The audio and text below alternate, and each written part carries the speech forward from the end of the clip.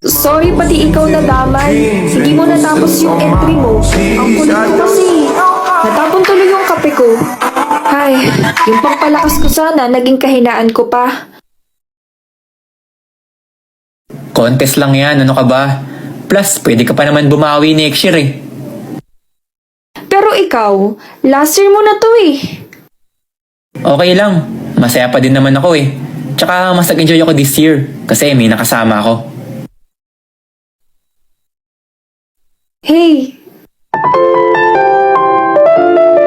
Thank you. Thank you kasi hindi mo ako pinabayaan kanina. Ayoko na din mag-sorry kasi parang ang lungkot lang eh. Kaya, thank you na lang. At least, positive, di ba? Masaya lang, smile lang, kaya salamat. Wala yun. So, pwede na ba tayo maging magkaibigan?